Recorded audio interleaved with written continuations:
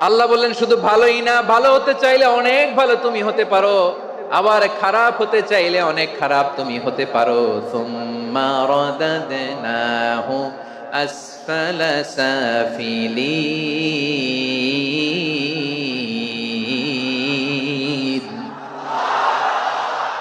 খারাপ হলে একেবারে খারাপ হতে পারো, নিকৃষ্ট হলে একেবারে নিকৃষ্ট হতে পারো, ভালো হলেও ভালো হতে পারো। কোন সুবহানাল্লাহ।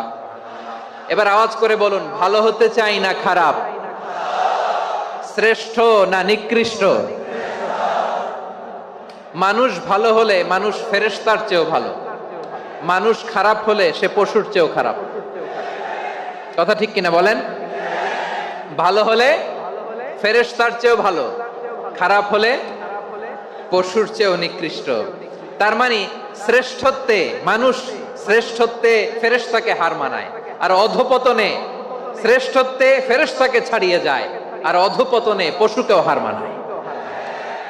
আই রিপিট, আমি আবারও বলছি, মানুষ শ্রেষ্ঠত্বে ফেরেশতাকে ছাড়িয়ে যায়, আর অধপতনে সে পশুকেও হার মানায়। আওয়াজ করে বলতে হবে ঠিক কিনা? এটার প্রমাণ কি? মানুষ শ্রেষ্ঠ হইলে যে ফেরেশতার চেয়েও সেরা, তার প্রমাণ কি? আল্লাহ তাআলা বলছেন, ওয়া ইয কুলনা লিল মালাইকাতি ইসজুদু লি আদম ফাসাজাদু ইল্লা ইবলিস আবা ওয়াস্তাকবারা ওয়া কানা মিনাল কাফিরিন। আল্লাহ বলেন, স্মরণ করো সে সময়ের কথা যখন আমি ফেরেশতাদেরকে বললাম, ও ফেরেশতারা আদমকে সেজদা দাও।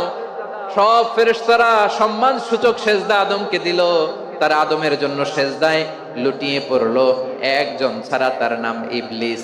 আওয়াজ করে বলেন তার নাম কি? সে অহংকার প্রদর্শন করলো, সে কাফের হয়ে গেল, বাকি সব ফেরেশতারা